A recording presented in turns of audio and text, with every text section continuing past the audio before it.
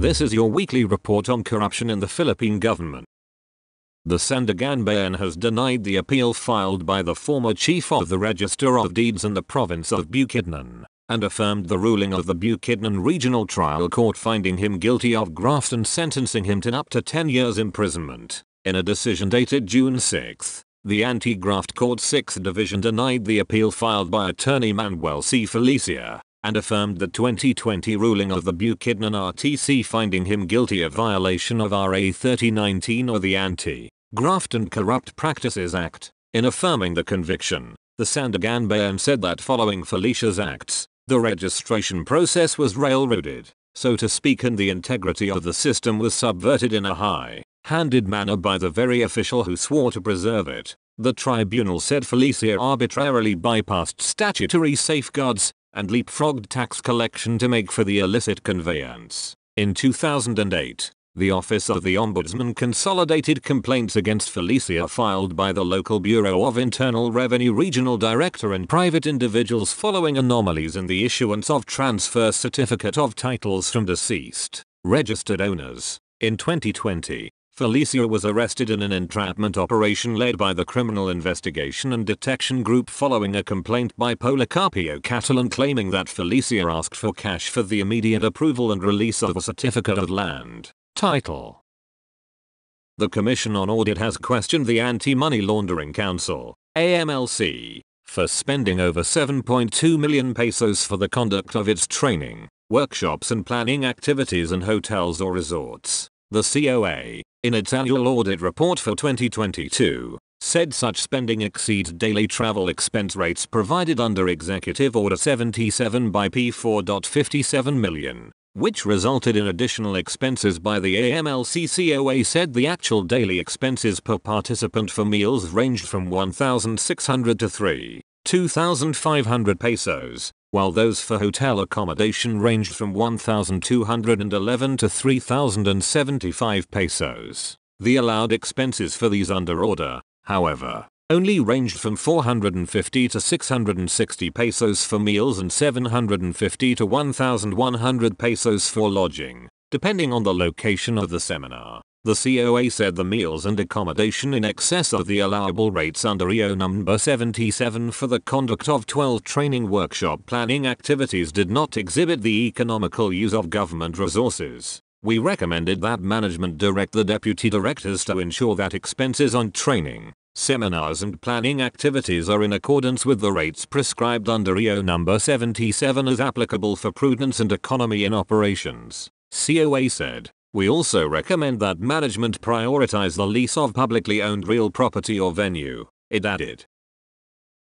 A policeman was apprehended in Quezon City on Thursday after he was accused by a colleague, who is a member of the lesbian, gay, bisexual, transgender and queer community, of sexual harassment. Executive Master Sergeant Harry Budomo, who is assigned at a police station in Quezon City, is the subject of a complaint from his co-worker, a 36-year-old corporal. According to investigators, Budomo and the corporal had just completed their annual physical fitness test at Camp Bagandiwa in Taguig and were on their way back to their office when Budomo asked about the corporal's sexual relationship with her girlfriend, a question that she ignored. The two boarded Budomo's vehicle for their trip back to the station. The corporal told investigators that Budomo brought her to the Madonna Lodge in Baganbaria West, Calacan City and invited her to check into a room. The corporal said when she called her cousin for help, Budomo drove the vehicle back to the station. She jumped out of the vehicle at a traffic light along Quirino Highway and sought assistance from police officers,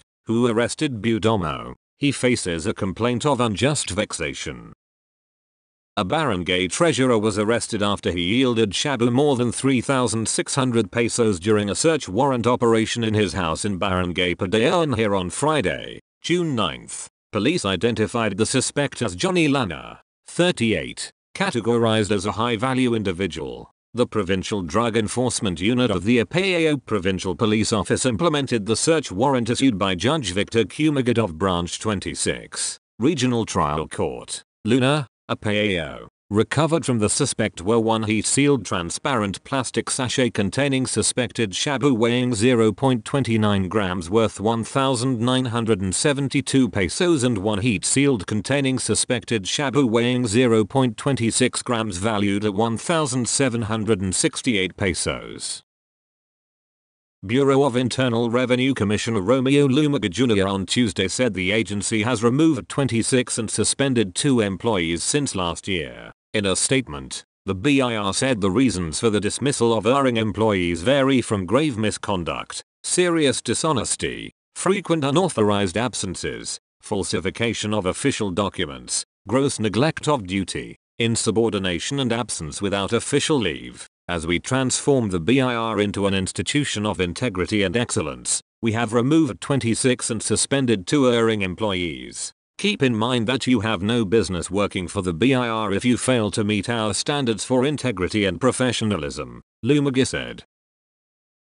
Criminal cases have been filed against 50 police officers before the Office of the Ombudsman for their involvement in the alleged cover-up in the 6.7 billion pesos drug bust in October last year. Department of the Interior and Local Government Secretary Benjamin Abalos Jr. said on Tuesday. The number includes 12 police commissioned officers and 38 police non-commissioned officers. Aside from the criminal charges filed against these police officers, the NAPOLCOM is conducting administrative proceedings. The NAPOLCOM has completed its pre-charge investigation against the 48 PNP officers and members that appeared in the video and expects to issue its resolution after about 15 days. Abalo said in a press briefing at DILG main office in Quezon City. The DILG chief clarified that these criminal cases were filed before the Office of the Ombudsman and the administrative case proceedings are now ongoing.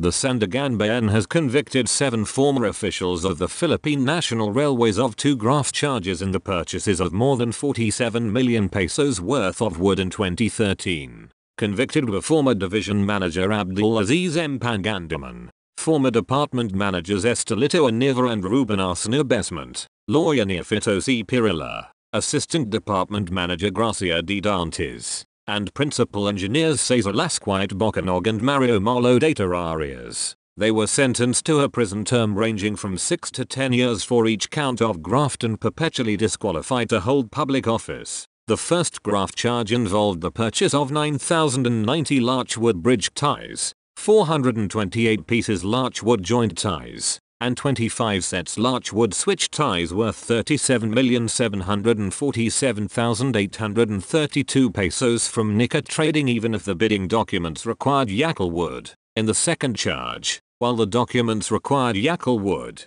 the accused allowed the delivery of 1,040 larchwood bridge ties, 514 pieces of larchwood joint ties, and 16 sets of larchwood switch ties for 9,387,148 pesos. In its decision, the anti-graft court said the 7 accused acted with gross inexcusable negligence when they allowed the delivery of larchwood and not Yacal wood despite the specification of Yacal during the award and post-qualification proceedings. There was certainly a substantial variance between the terms and conditions under which the bids were invited, conducted, and contracted, with the goods delivered after the award, the court said. There was a duty to act, to verify, and to ascertain that the goods subject of the procurement was Yacal. Had larchwood been intended at the outset, this should have been accurately reflected, at least as compliant, in the technical specification aspect of the evaluation and awarding process, it added.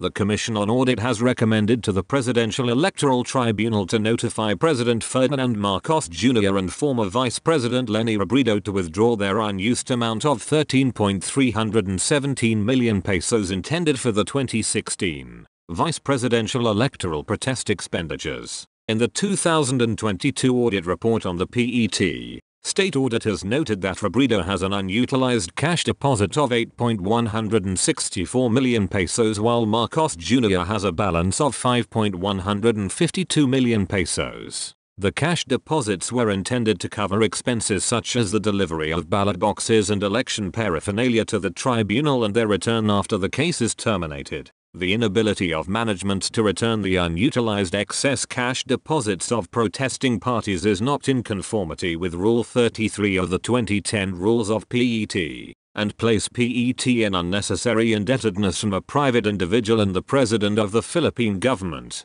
the state auditors said.